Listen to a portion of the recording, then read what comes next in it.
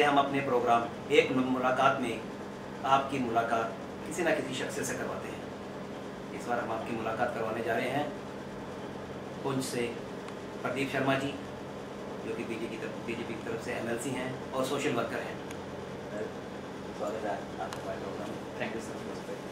प्रदीप जी, पुंछ से हैं आप, तो पुंछ के बारे में बात करेंगे कि पुंछ की जो डेवलपमेंट है उसके बारे में कुछ बताएं कि वहाँ की डेवलपमेंट के बारे में आपने क्या सोचा। MLC बने हैं तो बीजेपी का वहाँ पे प्रभाव बढ़े, उसकी आप क्या करना चाहते हैं? मैं कहूँगा कि वैसे आपने पुंछ से शुरू किया तो ये मुझे ज़्यादा अच्छा लगा, क्योंकि जो पुंछ है हमारा वो बेसिकली एक अलग स्टेट थी।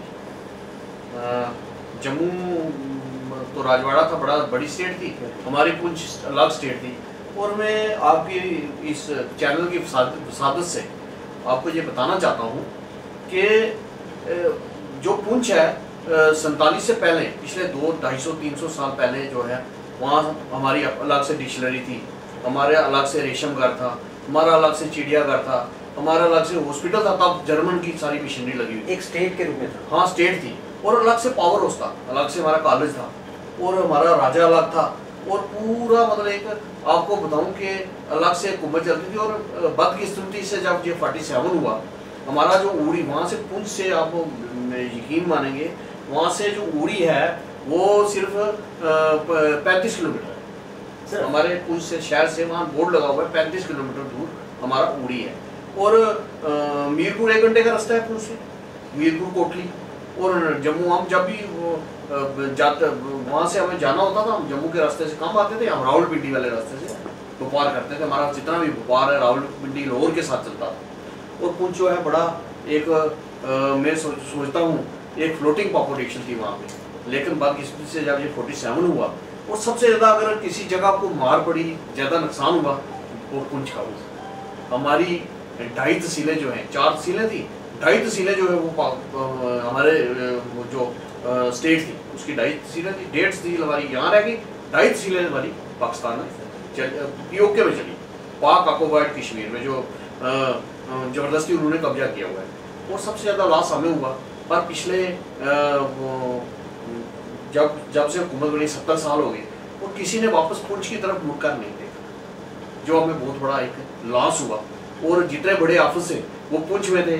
जो बाद में जो पुंछ जो है, पुंछ से लेकर आपको पता होगा रियासी तक हमारा डिस्ट्रिक्ट बन गया, यहाँ तक मामला तक हमारी उसकी बाउंड्री थी। और पुंछ में कॉलेज था, मामले तक जितने बच्चे थे वहाँ पढ़ते थे, CO पुंछ में बैठता था, अफसर सारे पुंछ में बैठते थे।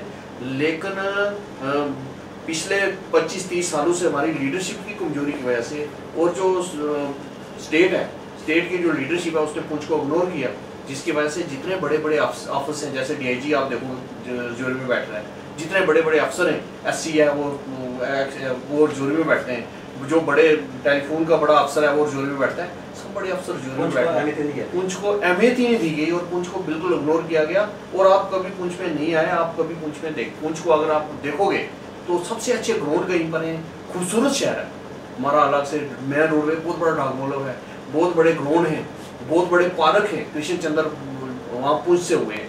और जो बहुत बड़े अभी जिनके नाम पे स्टैंप भी निकली है, कृष्ण चंद्र जी का नाम सुना होगा आपने। और गुलजारलाल नंदा जो हिंदुस्तान के 2 बार प्रधानमंत्री भी रहे और होम मिनिस्टर रहे, तो एक्टिव प्रधानमंत्री वो मतलब उनकी जगह पर रहे। जब शास्त्री जी की मौत हो गई, वो 15-20 दिन उन्होंने एफिशिएटिंग चार्ज लिया, इंदिरा जी के बाद लिया। वो भी पुंछ से? हाँ, वो भी पुंछ से हैं। और बड़े बड़े लोग जो हैं वो पुंछ से हुए हैं। लेकिन बदकिस्मती से पुंछ की तरफ ध्यान नहीं दिया गया ना, डेवलपमेंट पुंछ की नहीं हो सकी। तो आप इसके बारे में क्या करने जा रहे हैं? आपके क्या प्रोजेक्ट्स हैं कि भाई अब जो पीछे नहीं हुआ और वह वो करने जा रहे हैं, ताकि लोगों को लगे कि यहाँ पर BJP की हुकूमत है, कोalition गवर्नमेंट है, तो वो आप इसके लिए क्या क्या करेंगे? क्या आपके प्लान्स हैं? हाँ, मैं ये कहूँगा कि जब से ये हमारी हुकूमत बनी है सेंटर में, जो हमारी सेंटर में स्टेट NDA की हुकूमत बनी है, उसके बाद स्टेट में बनी है, और पहली बार पुंछ को अहमियत दी गई। आपको कहूँ मैं कि 52 करोड़ रुपया हमारा रखा गया, जो हमारी नेशनल हाईवे है पुंछ से जम्मू तक, इसमें पैसा रखा गया।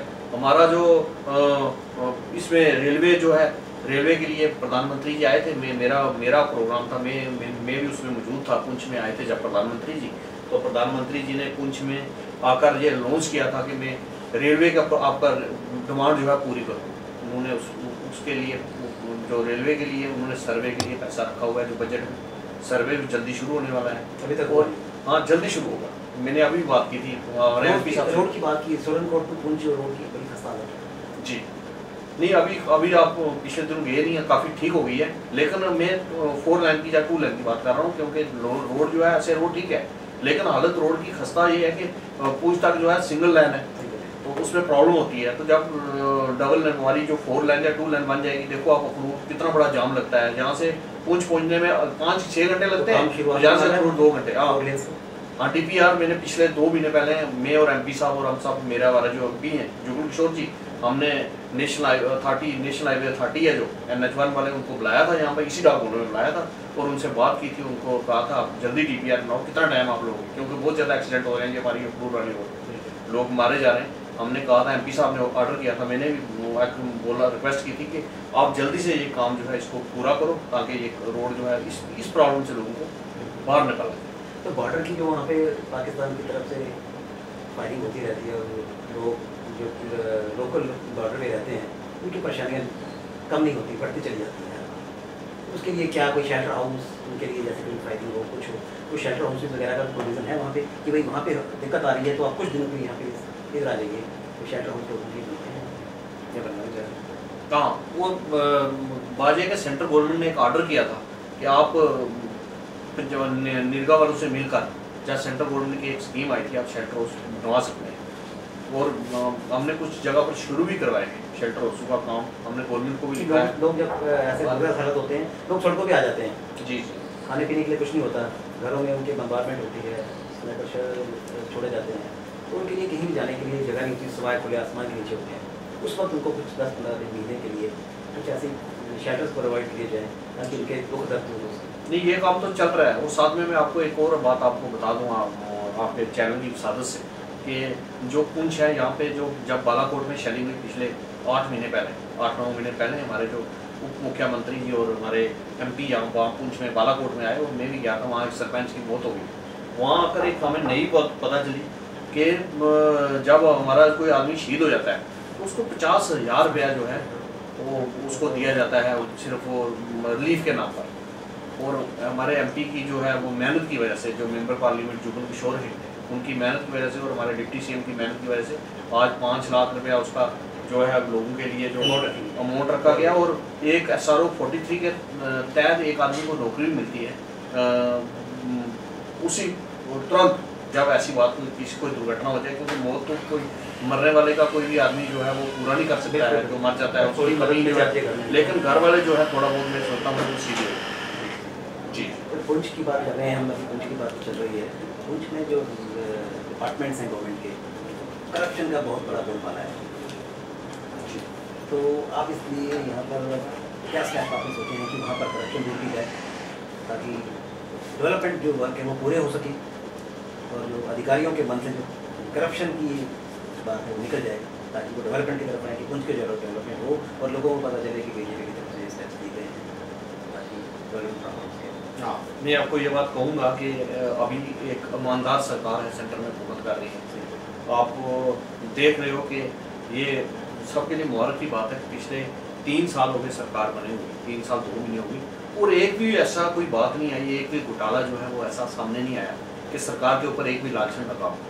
लेकिन बदकिस्मती में समझूंगा कि जो हमारे जो बाबू हैं, जो बड़े हमारे अफसर हैं, ये 70 साल से एक बिगड़ा हुआ निज़ाम है। अगर 70 साल से एक बिगड़ा हुआ निज़ाम है, एक परिवार हुकूमत कर रहा था, एक कुछ लोग हुकूमत कर रहे थे, तो 70 साल का बिगड़ा हुआ निज़ाम अगर आपको सीधा करना पड़ेगा, मैं सोचता हूँ कि उसमें आपको भी टाइम देना चाहिए, लोगों को भी, गवर्नमेंट को टाइम देना चाहिए। और जम्मू कश्मीर में आप देखोगे कि काफ़ी जो है पहले डायरेक्ट पैसा आता था सेंटर से, अभी गवर्नमेंट ने लॉन्च किया 82,000 करोड़ रुपये, जिसमें रिफ्यूजियों का भी पैकेज आया। मैं पुंछ में रहता हूँ, मैं आपको वो भी बताऊँ डेवलपमेंट के लिए हमें 2100 करोड़ रुपये जो है 2000 करोड़ रुपये लगभग हमारे रिफ्यूजियों के लिए है, पुंछ के रिफ्यूजी। हाँ, तो पहली बार किसी सरकार ने हमारे बारे में सोचा। लेकिन कोई भी पैसा आता है वो DPR बन के, वो कहते हैं सेंटर वाले कहते हैं हमारे पास पैसे की कमी नहीं है, CRF में आप पैसा लो। किसी मैंने आप एक प्रोजेक्ट रखवाया 70 70 करोड़ रुपए का प्रोजेक्ट है, 70-80 करोड़ रुपए का प्रोजेक्ट है। एक पुल रखा है 40-45 करोड़ रुपए का पुल रखा है बताड़ पे। वो शहर में ना बहुत ज़्यादा कंजेशन थे, बहुत ज़्यादा मतलब जाम लगता था, और मैंने एक रिंग रोड के लिए ना एक्शन साहब को बुलाया, उनको कहा मैं मुझे प्रोजेक्ट बना कर दो, मैं जाकर CRF सेंटर से पैसा लाऊंगा गडकरी से। तो अभी मेरा प्रोजेक्ट जो है वो यहाँ सेक्टर में पहुँच गया हमारे चीफ इंजीनियर साहब के पास, और फिर कमिश्नर सेक्रेटरी साहब के पास पहुँच गया। वो जल्दी में ले जाने वाला हूँ दिल्ली में। लेकिन कोई भी पैसा आता है वो करप्शन, अब देखो अब करप्शन काफ़ी कम हो रही है। किस वजह से कम हो रही है? क्योंकि DPR बनकर पैसा आता है, डायरेक्ट पैसा किसी अकाउंट में नहीं पड़ता है। हाँ, थ्रू चैनल, सरकार के अकाउंट में नहीं पड़ता है। अगर किसी को सलाब का फ्लड का पैसा मिलता है डायरेक्ट उसके अकाउंट में पड़ता है।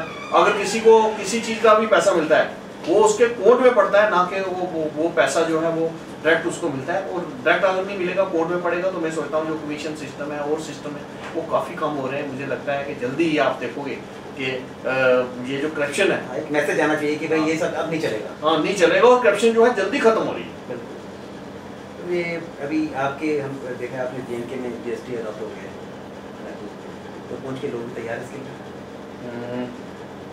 मैं सोचता हूँ कि वो जो वासुदेव कुटुंबकम जो कृष्ण जी थे, उन्होंने कहा था कि जो पूरा विश्व एक परिवार है, पूरा दुनिया जो हमारा दुनिया सारी एक घर है, एक परिवार है।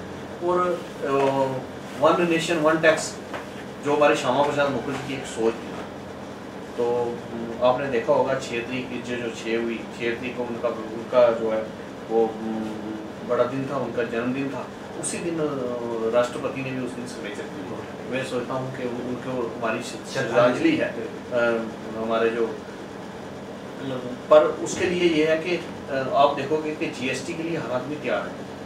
कोई भी आदमी जो है वो, हम हिंदुस्तान से अलग नहीं है, हम सब हिंदुस्तानी हैं।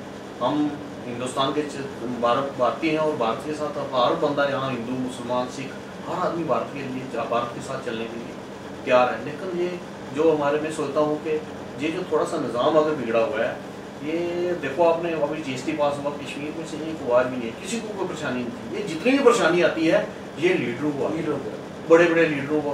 मैं राठौर साहब अंदर मैंने असेंबली में भी बोला कि राठौर साहब जो हमारे चेयरमैन थे इस जो कमेटी थी, पावर्ड कमेटी, उसके चेयरमैन थे राठौर साहब, और पूरे हिंदुस्तान में घूमे ये GST लगाने के लिए। जब टाइम आया तो उनकी पार्टी नाच रही थी, वो खुद नाच रहे थे। ये सिर्फ लोगों को गुमराह करने के लिए। इस बात का दुख होता है, अगर हम लीडर सुधर जाएं, मैं खुद अपने लिए भी बोलूँगा, सब लीडरों के लिए बोलूँगा, अगर जो हम लीडर सुधर जाएं, हम लोगों के जज्बातों के साथ ना खेलें। कश्मीर के लात भाई साहब एक दिन में सीधे हो सकते हैं। मैं आपको सच बोलता हूँ, सिर्फ हमने उनको भुगवाना है, उन बेचारों लोगों को जो शरीफ लोग हैं उनको धोखे में लाकर उनको ऐसा हम इस्तेमाल करते हैं ताकि वो हमारी बातों में आ जाते हैं, जिसकी वजह से हालात ख़राब होते हैं। आज आप देखो कश्मीर में किसी को कोई परेशानी नहीं, और GST लगने से कश्मीर वाले खुश हैं। मैंने कश्मीर में काफ़ी लोगों से मिला, हमारे पुंछ वाले खुश हैं, हर जगह के लोग खुश हैं। और सबसे बड़ी बात है, देखो 7 और 20 लाख रुपए का आपको स्लैब मिल गया कि 20 लाख का आपको कोई टैक्स, किसकी इनकम 20,000, कौन 20 लाख रुपये सेल करता है? मुझे नहीं लगता है वो करता है। 20 लाख रुपये बहुत बड़ी सेल होती है, और इतना बड़ा स्लैब है, और पुंछ जैसी जगह में 2, 4, 5 दुकानदार हो गए, 6 दुकानदार, और कोई दिक्कत जम्मू में भी नहीं आई। और जब हम GST अडॉप्ट करेंगे, मुझे लगता है हमारे देश का भला होगा, हम सबका भला होगा।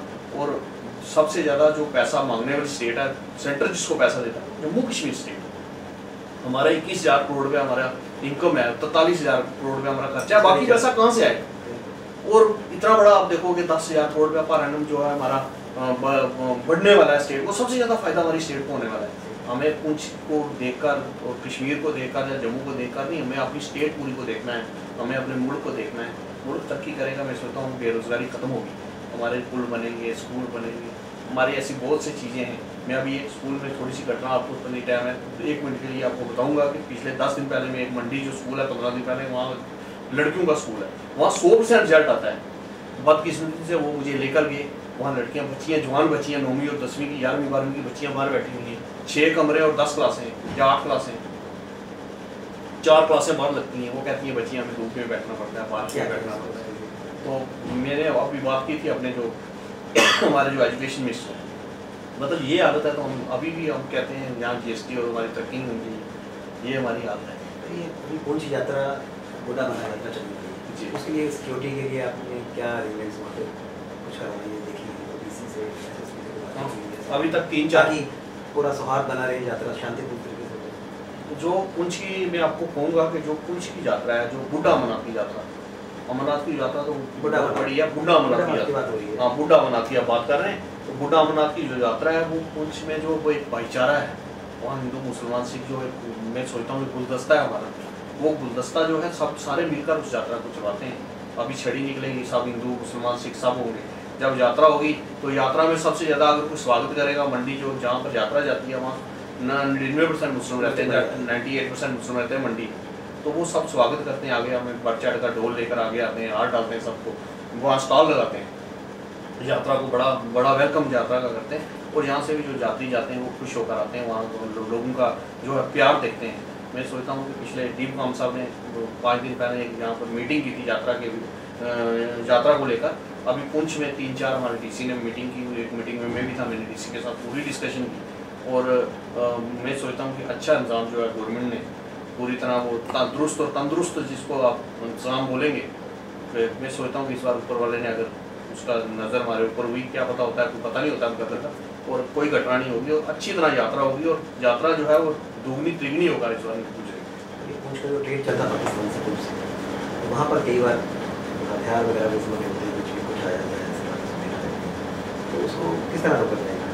कभी व्यापार चलता है, कभी रुक जाता है, कोई घटना होती है फिर रोक देते हैं, चलता है तो फिर ऐसी घटनाएं हो जाती हैं। तो उसके लिए सिक्योरिटी या चेक पॉइंट्स अभी ना बॉडी स्कैनर अभी हमने प्रपोजल किया हुआ है कि बॉडी स्कैनर वहाँ पर लगने वाला है बड़ा, जिसमें से सारी गाड़ियाँ गाड़ी निकल कर आएंगी। अभी लगा नहीं है, प्रपोजल बना हुआ है। जो हवाला है वो पैसे आते हैं वो भी आ जाएगा उसके? हाँ, उसमें सब कुछ आएगा। वहाँ तो वैसे ऐसी गवर्नमेंट लगी रहती है, चेक करती है, सब कुछ करती है। चलो एक व्यापार है, गवर्नमेंट ने शुरू किया था।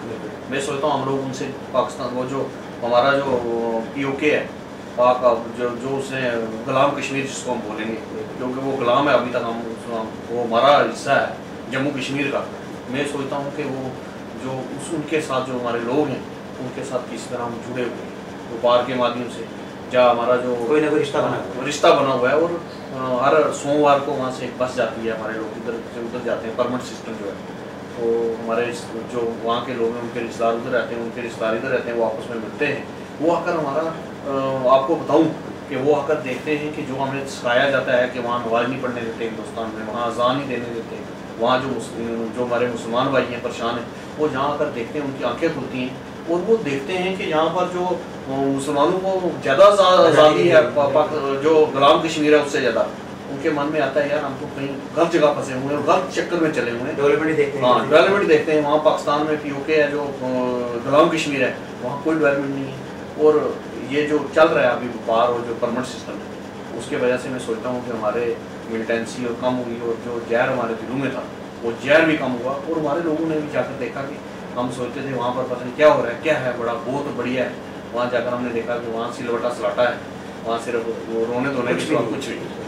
और अच्छा एक हमें मैं सोचता हूँ एक लोगों के लिए अच्छा मैसेज है, ये जो व्यापार शुरू हुआ, ये जो सिस्टम शुरू हुआ 94% में जहाँ पे था वहीं का वहीं पे है, उनकी कोई डेवलपमेंट नहीं है, नहीं कोई भी डेवलपमेंट नहीं है। और हालत ख़राब है, रोडे खुद लोग बनाते हैं, स्कूल कुछ नहीं है, और हर लिहाज से वो पिछड़े हुए लोग हैं। पुंछ में एक गाँव है, पुंछ से कुछ 10-15 किलोमीटर आगे जाके वहाँ पर ये देखा गया है कि जो लड़कियाँ हैं कुछ टाइम के बाद उनकी आंखों की रोशनी चली गई।